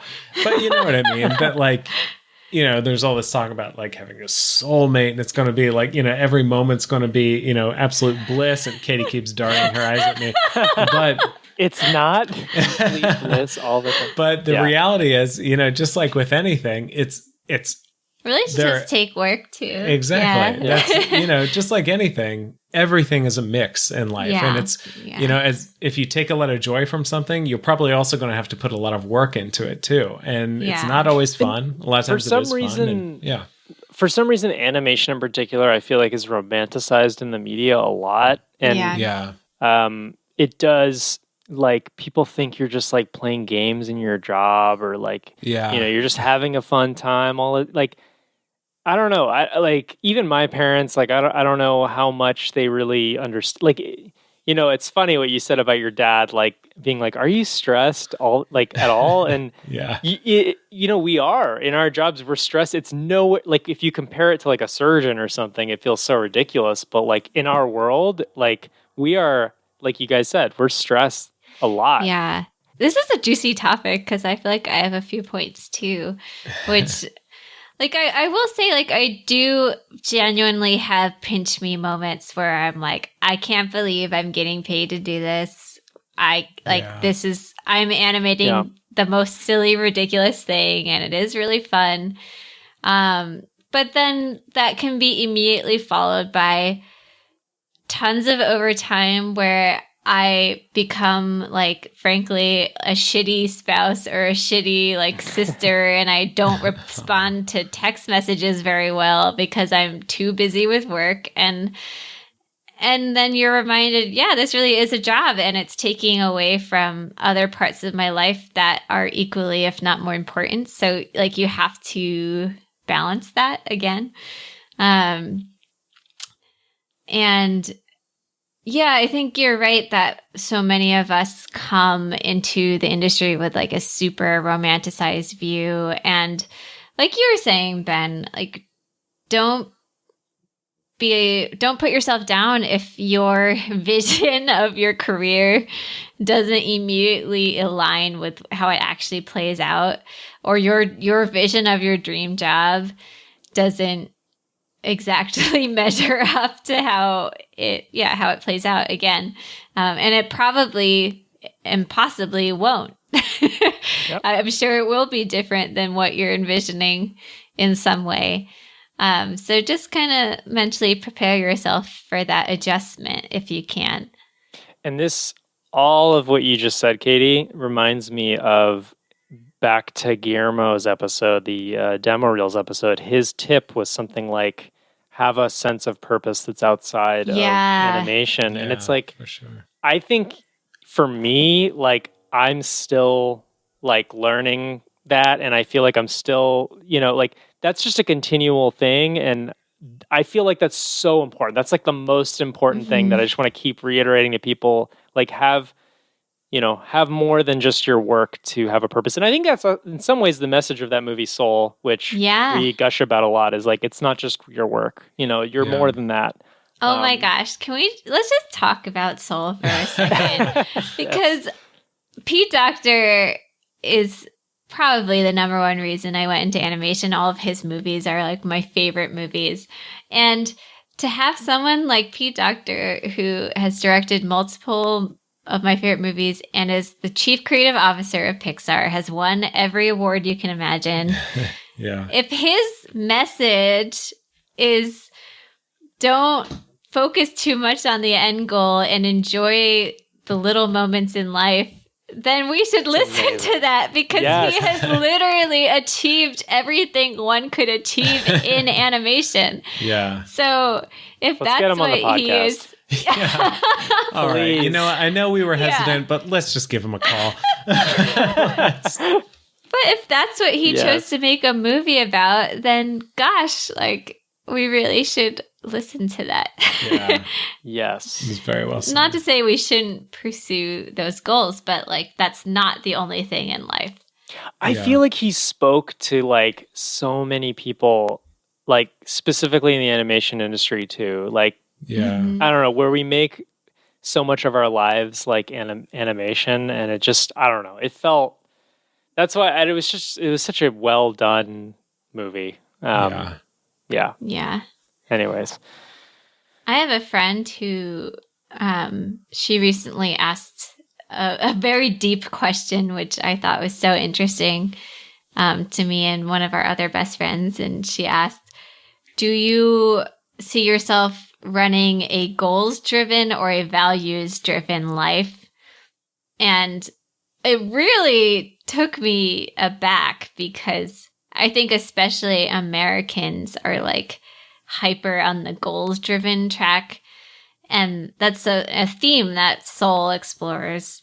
And maybe we should all kind of reevaluate that a little bit and consider that question. Because, it's possible that you might achieve certain goals and they feel empty. So our next point is remote meeting etiquette. This is a big one, especially now during quarantine times. And who knows what will happen after quarantine. Maybe there will still be, probably there will still be a lot of remote work going on. So we wanted to take a little bit of time to talk about etiquette in that regard. And obviously we're all doing a lot of Zooming and G-chatting and stuff. So I'll just run through these very quickly, and then Katie and Garrett, feel free to hop in. But first, I want to talk about a camera checklist. Basically, something you might want to even like practice in, Apple's photo booth or something before you actually go live on your camera, just to make sure that your lighting is okay and, things look okay. Make sure your camera and microphone are working. Is the angle okay? Is your background gross? And I say that right now as I'm looking at myself in a Zoom meeting and I see a bunch of like cat beds in the background and stuff. That's not gross. And, this sounds like silly little stuff, but just like with a lot of the things we talked about, it's kind of the sum of all these parts kind of add up. Oh my after a gosh, while. I have a kind of- story about this. But keep going. gosh. No, I want to stop talking right now. But basically, it's about just like being professional and ready for work and stuff. But Katie K, go for it. Well, you said practice on photo booth, and I would even say go a step further and open your Zoom and turn on your camera and check it out, because this year, luckily it ended okay, but I had a family chat and was kind of foolish enough to use the work Zoom for my family chat. And we were just talking and joking around. And at one point we were talking, I don't even know how we got on this topic. We were talking about Cologuard, which is an at-home colonoscopy kit. And as a joke, I downloaded a picture of Cologuard and put it as my background. So it was like one of the photos in my Zoom account. And I closed the family chat like normal. And then later that week, I had to log in for dailies. And my default setting is to not have my camera turned on when you first log in. And then when it was my turn, I turned on my camera and I still had Cologuard as my background. Luckily, somebody, I think the production soup was still screen sharing. So it was only my tiny thumbnail that had Cologuard as the background. And I caught it very quickly and turned it off. But had it not been screen sharing and I was talking and I would have been the main image, that would have been bad, because literally all of the top leadership on the film would have seen that, and it would have required a lot of explanation. Oh my God. Be careful about your special digital backgrounds and make sure that they are not on when you log into a professional meeting. That is amazing. Luckily, Cologuard's like a pretty sterile looking medical, like a device equipment. So it's not very obvious what it is, but it would have required a lot of explanation. Oh my gosh, that's so funny. I feel like with this tip, the thing that I've gotten wrong before is like the camera angle. And I'm thinking of, so if you have like two monitors, right? And you have a camera on one monitor and you have the Zoom session or the Google Hangouts on the other monitor, it can actually look like you're like not engaged or you're not looking at the person you're talking to. And I remember when we all did the Rise Up talk, which was so fun and great and awesome. I remember Isabel gave me shit because she was watching it and she was like, it looks like you're like not paying attention. You're like drawing or something. Because I think my angle, like I was like looking down or something. And even Bobby Pontius, I think, didn't call me out, but he was just like, I don't know if Garrett's like drawing or something. Oh my gosh, so funny. I look back and I was like, oh man, it's so horrible, because I really did care about that talk and I was trying to like, I was really anxious about it. But when you're in your first job, you want to be your best foot forward. Like, make sure that make your camera the same monitor that your meeting is on, so it looks almost like you're looking at that meeting. Which, as I say this now, I'm like, oh my gosh, this is like such a dumb tip. Like, this is so obvious, but just it's a good thing. You don't want to look like you're disinterested or Yeah. I don't know. Things just add up. Yeah, like you're saying, especially when you're new and people don't really know who you are yet. Any little thing is a nice little, can give you a little edge. Yeah. That being said, during this current time, like I think everyone's extra forgiving. Like a lot of people have their kids or their pets interrupt, and we all know that life's a little crazy right now working from home, so you don't have to be embarrassed if that happens to you. But definitely, as best you can, try to control it. And that goes for like sound too.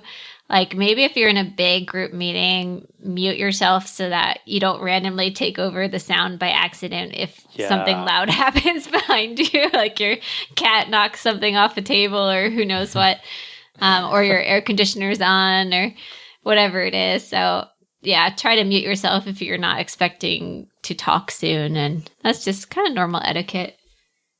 Yeah, I just remember there's that famous like video of the guy who's being interviewed in this like newscast, and his kids like come in. I love that video. We should link to that. It's so funny. My gosh. So good. That is the best video ever. Yeah. I've threatened to do that actually when Ben is like presenting and dailies, but we have not done that yet. Oh my god.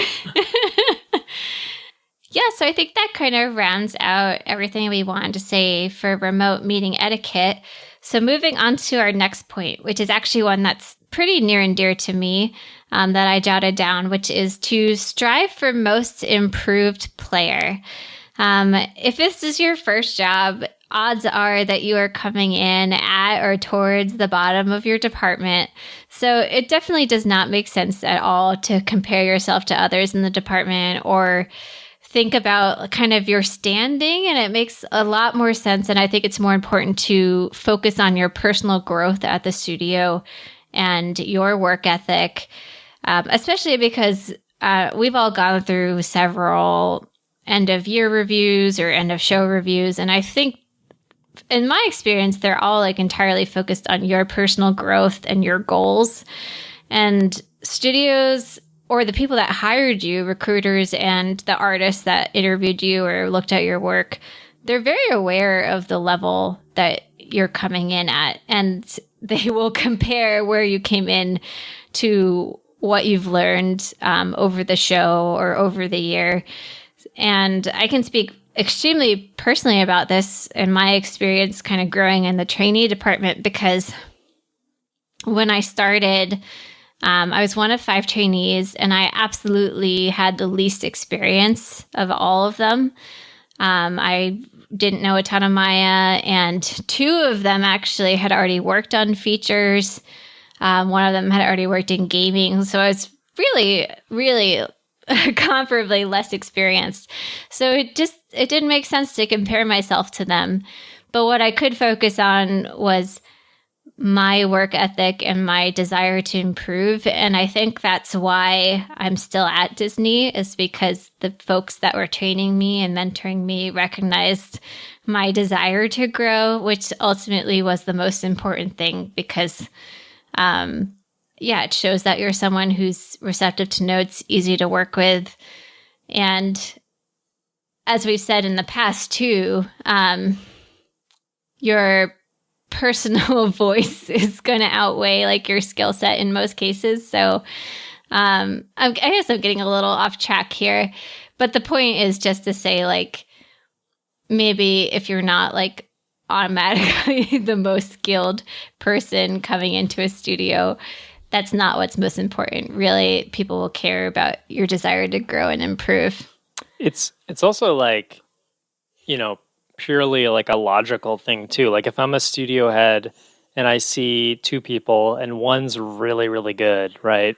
But they're kind of at a constant rate of talent, then there's someone who's like, they're lower talent wise, but they're like constantly growing. If I'm the studio head, I'd be like, oh shit, like this is something to watch. Like, the trajectory of that person like is really exciting. If there was a graph. If there's a graph, I'm you guys can't see this because you're not, this isn't a visual podcast, but I'm making hand signals, and you would be going up that graph. Garrett's right hand is rising rapidly. But yeah, it makes sense to me that a studio or a company would be really excited about someone who may have started lower, but then just over time is growing and growing and growing. And like, I mean, that's really exciting, I think, for a company. Yeah, you're absolutely right. This harkens back to what I was, the little rant I went on with the stay humble thing and talking about how people kind of are at different stages of learning, at different times in their life and stuff. And I just feel like the people I've seen who have done the best and enjoyed the most successful careers are the people who just don't stop learning and improving. Yeah. And that might mean, that they got none of the internships or any jobs they wanted right out of school, but they just slowly kept plodding along, or, or whatever, or maybe they did even, and then kept improving. I feel like it's just like anything. It's like investing or something where it's like, slow and steady wins the race, and just keep going, That's a great And point. I don't say that to be like, oh, freaked out. You always have to be, I don't know, killing yourself to learn more. But, I think a lot of it is just having like an open mind and being open to learning while still putting in the effort all along the way. And at no point being like, okay, I'm an expert now. I got it. Just having that open mind and continuing that trajectory, I think will serve you well. Yeah. I think there's kind of two sides to this coin to talk about. One is like, if you come in and you feel like you're the worst artist in your department, don't be discouraged. Because in your first job, that's likely the position you'll be in and we've talked about this before, when you get an internship somewhere, you go from being top dog at your school to all of a sudden being the worst one at the studio. And it's a tough position, or it's a tough adjustment. So don't be discouraged. Just try to improve. And then the flip side of this coin is don't be cocky and complacent and think you have nothing to learn, because that will reflect poorly on you as well. Because in this industry, there is always more to learn. And there's always someone better than you too. Like, very it true. Sucks, but it's true. There's almost always someone younger and better. Yes. Just accept it. Accept it now. Yeah. Even if you're like the best person you've ever met, you think you're the, God's gift. Just think of James Baxter. He was a supervisor on Beauty and the Beast when he was 23 years old. Oh my gosh. Was he really 23? Yeah. I think so. Oh my right? gosh. I'll have to fact check I believe that, you. but I believe I'm pretty sure, that he, So there you go. Just think of James Baxter whenever you're depressed. It'll make you that's right. Yeah. So our last point, and this is a very important one after we talked about, working hard and being humble and everything, is that, everything is a balance. So this one is, you don't have to tolerate a toxic work environment. Yes. We all feel very strongly about this. And that being said, I will certainly caveat that we know that, if you're out of school especially, or, you've really got bills to pay, you got to kind of do what you have to do. But I think one of the biggest sub points I want to say to this is that better places exist out there. You don't think that a toxic work environment is the only work environment, or that, that's just the way things are in the animation industry or whatever industry you're in. That's not true. Speaking from experience at Disney and DreamWorks, and even at PsyOp where I worked before, all of those places paid overtime and treated their employees with respect, even though they're, working on projects with very different budgets and very different timelines. And they were wonderful experiences. So, there are other things out there. Basically, I'm trying to say that don't feel like you're stuck in that job if you're in an abusive situation. So part of that is we want to say, try to leave on time. Don't ghost or do unpaid overtime. Don't deal with an abusive or manipulative boss or anything. And we understand, like I said, that maybe at this moment in time or whatever, wherever you are, you might have to deal with it for a little while. But I think my call to action would be keep looking for more opportunities if you are in a position like that. Because like I said before, there is a glut of companies out there who are not like that, where things will be much better. So don't lose hope and keep, while you're working in those places, if you are, take heart and keep applying to other places and trying to build up your reel, because it certainly does get better. Yeah. I would even say, keep in mind pay too. You don't have to tolerate low pay. I obviously, with the caveat that Ben said of maybe for this immediate future, you have to pay the bills until you find something new. But I guess what I say, or why I say this, is if you feel like you're being underpaid, that's definitely a good impetus to look for new work, or think about even switching industries or switching your discipline or try to medium or field of animation. So if it's not providing you a comfortable lifestyle, or it's not helping you pay off debt, or whatever it is, you can absolutely look for something better and try to raise your pay. Yeah, and it's worth noting that when you have a job, it's a really good time to look for a new job, because you can spend, like, if you're working 40 hours a week, you can spend like a couple hours maybe just looking for something new, because you're in a good position, basically. Like, who cares if you fail that interview somewhere? You have a job to back up on. So I guess it's just a good reminder. Very good point. Yeah, like if you're in this toxic work environment, that sucks, and our hearts go out to you. Like, that's really not good, but it is a good time to look for new opportunities during that time. Yeah, absolutely. And I think, like, what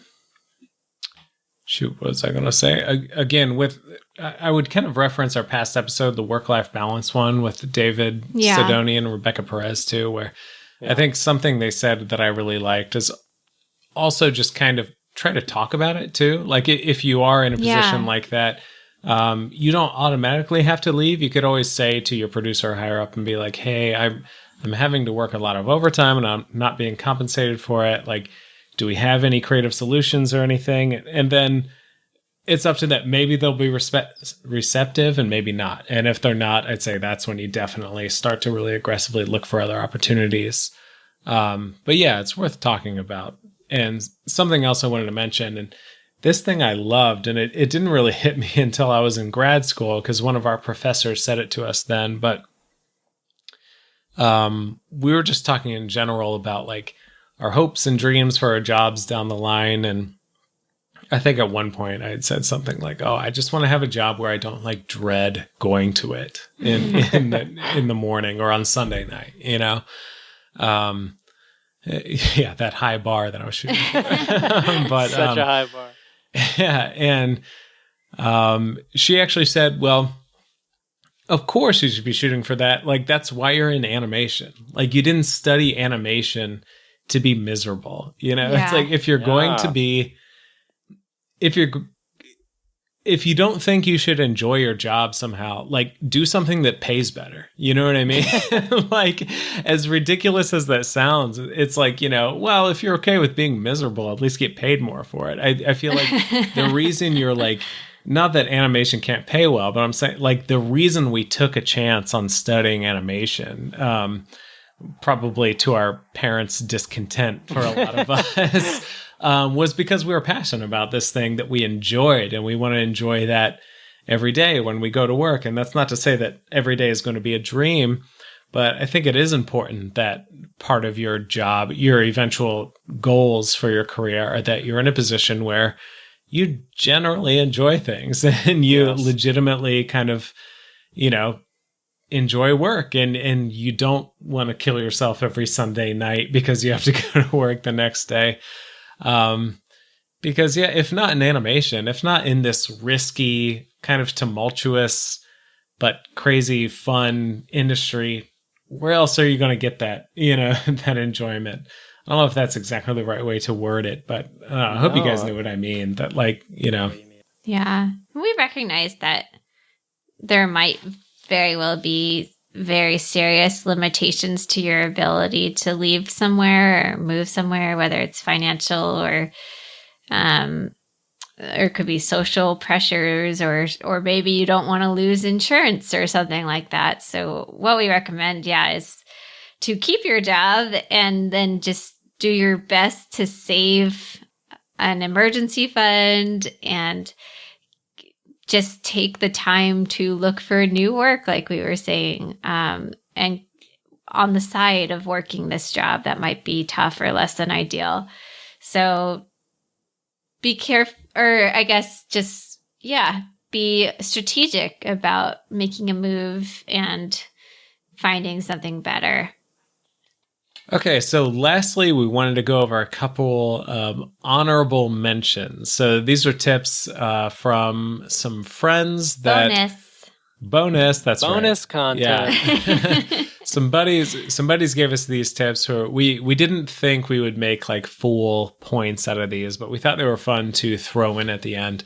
And I'm sure there's a trillion others, but here are a couple that kind of spoke to us that we liked.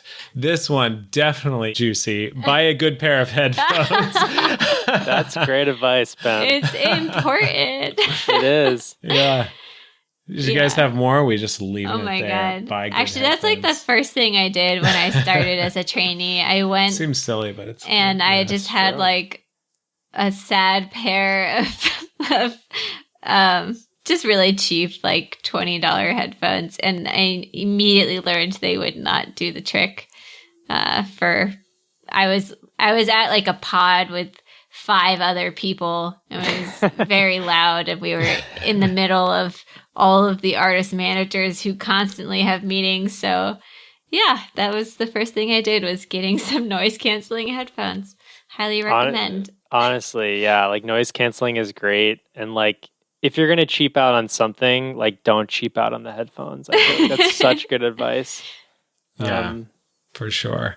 Yeah. Here's an extra fun one that I'm just adding off the cuff. Wow. OMG. Oh, And this kind of goes along with stuff that we've already said, but I'll say like establish healthy routines for yourself. Oh, yeah. And it kind of goes along with what we talked about before, where like try not to work like super late overtime, don't come in like hungover and stuff. And I'm saying this more out of concern for longevity, I'll say. I'll say even, I haven't even been in the industry very long, but I'll say like from when I started at like 26 years old to where I am now in early 30s, I feel like I feel a big difference in like my body and my mental state of being and stuff. Just with like, you know, whether I like take care of myself and burn out or whatever. So, and say, you know, if you're 23 and you got this awesome internship and, you know, rolled into a job or whatever, and you feel like you can work forever, maybe still don't do that though. Try to focus on establishing good, healthy routines for yourself that will serve you well into, you know, later years. You know, careers are long, man. They're decades and decades long. Compared to a whole career, you know, your time at school is like just a drop in the bucket. So, take care of yourself and focus on longevity. that's amazing. Yeah, sustainability and mental health. Like Sustainability. Yeah, well said. Lastly, I want to say this is another great one, is find trusted mentors.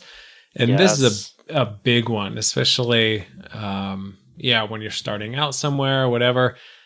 It's so helpful. I know certainly over the course of my career, I've been lucky enough to befriend a couple, you know, animators that I really admired, or they don't even necessarily have to be in the exact same discipline as you, but and I've talked to them about all manner of things, whether it's compensation or you know, feeling insecure about my current deadline on my shots, or if it's a big thing like you know, I'm considering taking this other job opportunity or something. I guess the underlying thing is, you know, don't feel like you have to go it alone. You know, everyone, I'm not going to say almost everyone in the industry has some people they talk to about tough decisions they make and kind of vent to and stuff. So certainly don't shy away from that. Yeah. Super practically, if you're like an animator or you're an artist, I think it's a really good idea if you're new to find someone who's not your supervisor or not in a leadership position on your show that you can use as like a trusted pair of eyes and gut check for whether they think your work is ready to show, or whether they think you properly addressed a note. So then you're not, it's kind of an extra level of safety so that you're not putting yourself out there to someone who's in charge of evaluating you. So I think it's like a really nice gut check to find your trusted people in the department to, help you assess whether your work's up to speed and in a good place.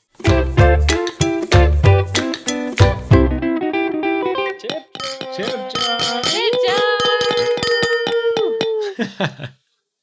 All right, so this is our tip jar for this episode, as you know from the thing we just did. So this tip is about, I like to think of this tip as the graph editor isn't the end all be all. And I thought about this while I was actually animating this week.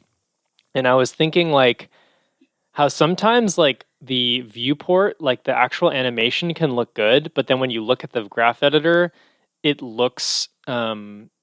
And sometimes I have the temptation to like clean it up in the graph editor, even though it looks normal.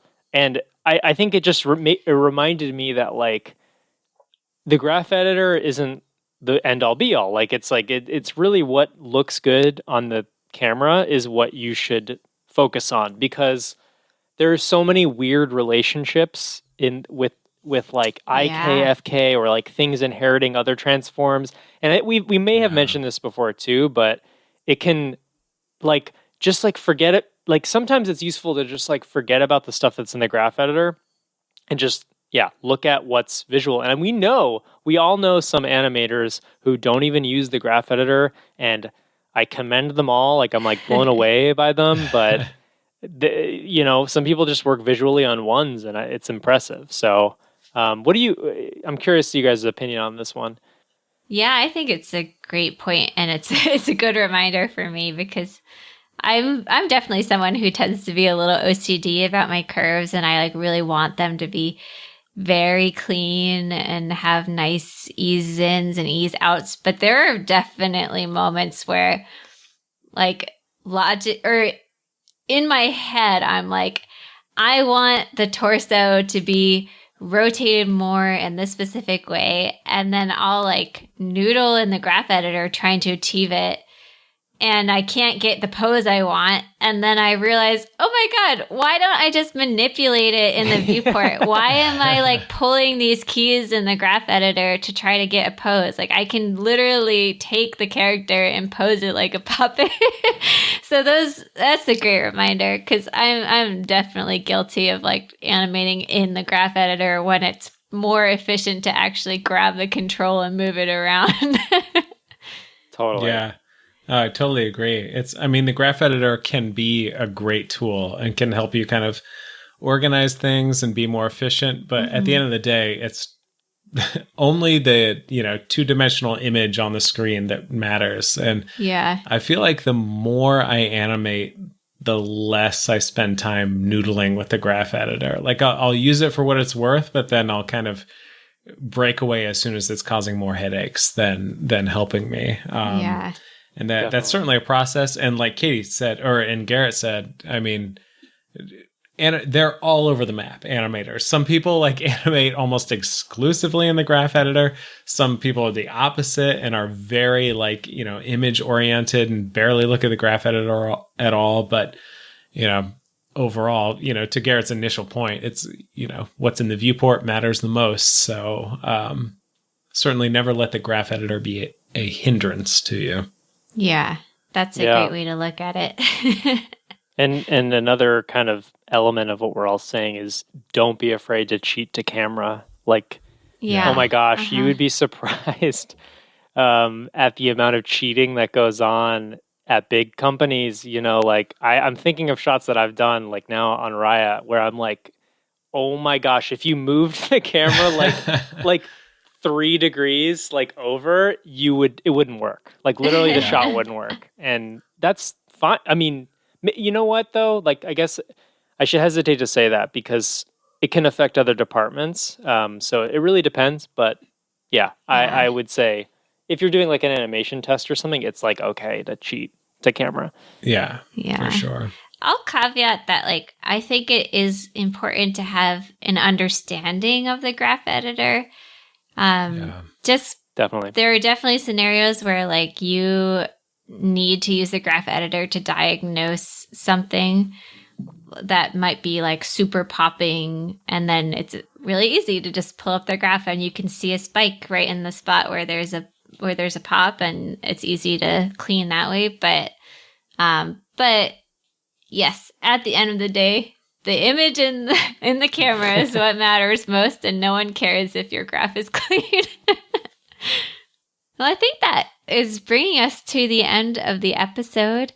We definitely encourage you guys to hit us up on social media. And on that point, actually, one of the things we discussed over the break was sort of sustainability of the podcast and making sure that we can put our best effort forward for you guys. And we kind of collectively decided that as a group, we want to prioritize the podcast itself and the content we bring you on the airways over some of our social media efforts.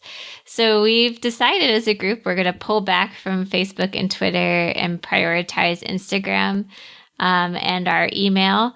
So yeah, definitely moving forward, if you want to reach out to us, we encourage you guys to comment on our Instagram posts or send us some DMs, or also email us at our email address, animationhappyhour@gmail.com. I will also give a brief plug. We have not received a review of the podcast since August. Wow. What? I suspect that might be because we are not running our demo reel review lottery at the moment. But if you guys have time, we love to hear your reviews. They make us so happy. Sometimes it can sound like we're just sending this podcast out into the ether and we don't actually know if anybody's listening or anybody likes it. So if you have time, please send us or write us a review on Apple. We really enjoyed that. Absolutely. And so this has been Garrett, Katie, And Ben, thanks for listening, and